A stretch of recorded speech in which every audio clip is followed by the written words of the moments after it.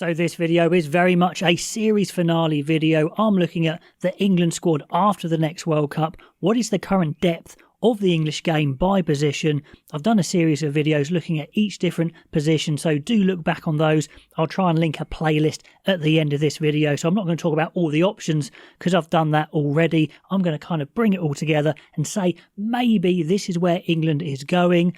I think there is a bright future for England. That is the takeaway here. If, of course, loads of things go right, you've got injuries, you've got coaching, you've got the whole setup of the game, of course. But let's focus on this squad. If you do want to talk about potential coaches going forward, could Andy Farrell be available at some point? That would be interesting to know, but that is a completely different video. I think this one is definitely big enough. Now, I've used the arbitrary date of post-World Cup 2027, but really, if in doubt, I'm going for the younger players and seeing where the talent lies, and I'd love to know if you agree. Like I said, if you want to look at the breakdowns, look at those previous videos. And before we go any further, I have been talking about the 45% discount on the testosterone testing kits from Manual. They're going down really well, and it's a really cheap way of getting home testosterone test. Of course, there's options of treatments and stuff with Manual after that, but really, if you just want to get a test and find out what your level is, which is quite popular these days, do use that code RugbyAnalyst45. Like I said, it's a pretty good deal if you want to do that. So let's get stuck into this future squad, and of course, there's going to be older, more experienced players that could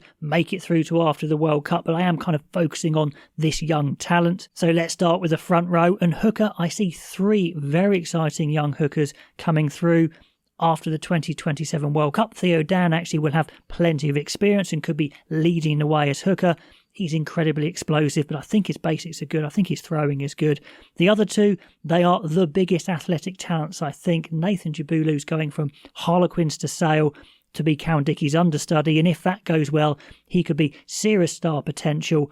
And maybe the biggest athletic ability of the lot is Kepu Tuipulotu. He has got the power, the speed, the offload, the size, and if his throwing is good enough, he could be the best of the lot. So I like the spread there. Very young players who could go through for a couple of World Cups potentially. Now, prop is a position where you can be a bit older and still be incredibly effective, and Ellis Genge could still well be around. But I'm just going for these three youngsters for now, assuming that maybe Apoko Fajor does go and play mainly loose head.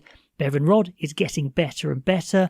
Finn Baxter, I think I'm sticking with, and I had a comment today saying, look, I think he's playing very well. He's just in a poorly performing Harlequins team, and he's still standing out. So I think there's plenty of potential, and he's still very, very young. And Apoko Fajor is going to be a star. If everything goes well, he could be our best prop full stop. And if you've got, say, Will Stewart, Faz Gabon and Billy Seller at tight head, maybe it does make sense to have Apoko Fajor at loose head. Those six, very, very exciting. Like I said, Stewart and maybe Ellis Genge in the mix there as well with some experience. Second rows, we could still have Mara Itoje, of course, but let's just assume he's got a bit older and maybe he's moved to France or something like that. I see these five as being the standouts for me at the moment. Of course, it could change, but I think Ollie Chesham is going to be a great player for England. He's very clever, he's very athletic, amazing line-out, very quick. Could even be the captain, actually. That's just one throwing out there. Tom Lockett of Northampton, I think, is going up and up in my estimation. It looks like he has the absolute lot. At 22 at the moment, he looks like he's ready already. So goodness me, how good is he going to be when he's 24, 25?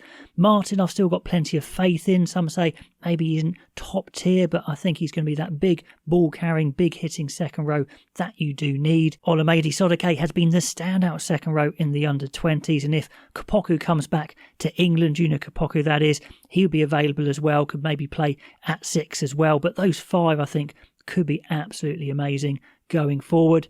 Back row's tricky because we've got a number of back rowers who absolutely age-wise could carry on after the World Cup, but you get absolutely smashed up playing back row, so it's tricky to predict. Of course, we've got the Curry boys, Ben Earl, Underhill, maybe Jack Willis comes back to England, who knows, but I'm just going to go for the maybe slightly younger, the more outside guys at the moment on this list.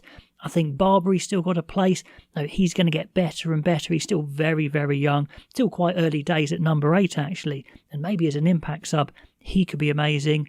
Cunningham South still got some rough edges, but as a 6 you can cover second row. Big ball carrier, big tackler. He's an athletic beast. You know, I really like Ted Hill. I think he's very versatile, incredibly quick and strong. I think he's got some mileage after the World Cup. And then the 3 at the end of that list who I think could be absolutely stellar. A Henry Pollock, we've seen already his potential as he gets more experienced, more physical maturity, I think he's going to be absolutely a superstar. I think that's no doubt, actually. Guy Pepper is maybe a bit more of a contrast in personality, a bit more of a grafter, but that could work quite nicely. And Tom Willis is getting on leaps and bounds at number 8, getting more experience. He's a massive ball carrier, fantastic attitude. Could actually be another England captain candidate, or certainly like a leader, a vice captain. At scrum half, maybe Alex Mitchell will still be around. I don't know, but I'm kind of going for the younger guys in this list. I think both Brackens may be in this squad. There's a bit of a clue there. Charlie Bracken, we haven't seen a lot of, but from watching him for his under-20s days, I think he's got a classic scrum half brain, as you expect from a Bracken.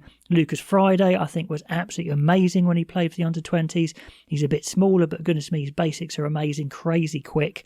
And if Rafi Quirk can get a good run of form and just maybe cut out some of the mistakes, he's got unbelievable athletic ability as well. So those three could well take us forward. Of course, it's a bit of a punt on some youngsters, but that's kind of what this video is about. Now, when I did my fly half video, I said at the moment it's very much Ford, Smith and Smith, and there's not a lot underneath it. Not sure about Charlie Atkinson. It could well be the guys coming up through the under-18s, the under-19s, the under-20s who are going to be the ones that take over from Smith and Smith. But I think Finn Smith and Marcus Smith could absolutely take us well beyond the next World Cup. Marcus Smith gets a bit of flack, but I still think he's a marvellous player. He's going to mature nicely, and you definitely don't throw him out, especially when we don't have a huge amount of depth. So Smith and Smith for now in this future list. Very happy with that. Now, centres-wise, there was quite a lot to choose from. So again, look back at that video if you want to look at all the choices I've considered. But these 4, I think, are the standouts in my head at the moment. Max Ajomo has that high ceiling. He's skillful, he's explosive. It looks like he's got absolutely everything. That rugby brain, the speed, the lot. Just had a bit of an injury for Bath, so I hope that doesn't stop him going on that summer tour, because I'm sure he will go. Freeman, he's going to be a utility, I'm pretty sure. There's loads of exciting guys in the back 3, so he may well be needed in the centres. Ollie Lawrence, obviously he's had a bad injury, but he's going to come back. He's still young, very powerful, and a bit of a punt there, but I think Will Joseph is going to be awesome for Gloucester. I do not see a physical or skill weakness in his game. I think it's all going to be luck, getting fit and mental, that sort of thing.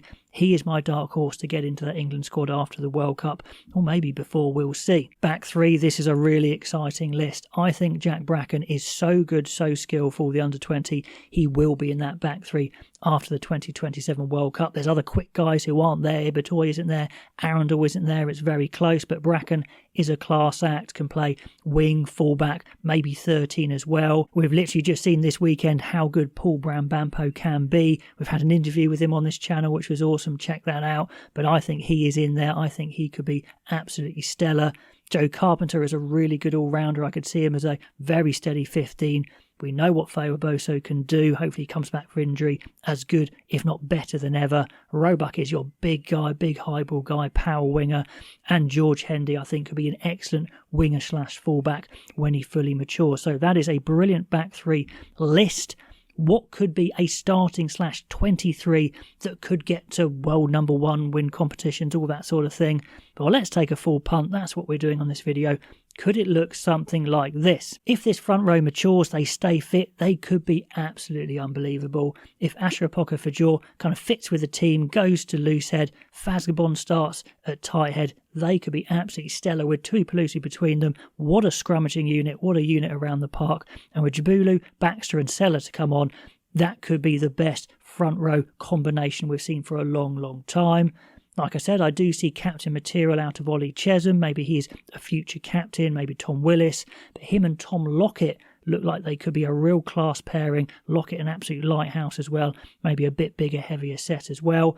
6 is an interesting one. Wasn't sure quite where to go there. So let's take a punt and we go for another second row type and play Junior Kapoko. He can go out and bash and boom and do what he does best. If he stays fit and everything goes well, then surely Henry Pollock is going to be there at 7, a star in the making, a real energy giver. And then Tom Willis sets it off nicely, being a lot more steady, maybe a bit more level-headed than the fiery Kapoko and Pollock. That could work really well. And let's just say, for argument's sake, we have a 6-2 split, and then you bring on Guy Pepper and Alfie Barbary for serious impact. Olamide Sadeki as well coming on in the second row. So that is the pack. At halfback, I'd love to see Lucas Friday and Finn Smith pair up. Finn Smith would be pretty experienced by then, and Marcus Smith as well. They could be your old heads, but of course very creative.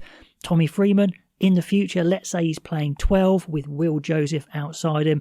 That's some serious physical threat that we haven't really had in the England side for a while. And then my starting back three of the future is Emmanuel Faye-Wabusu, with his amazing talent for breaking tackles, for working off his wing, the big, tall Tom Roebuck, and the incredibly skillful and quick Jack Bracken at 15. I think he comes through and maybe takes it from Hendy. So that's my 23. Could a 23 like this take the field at some point after the World Cup?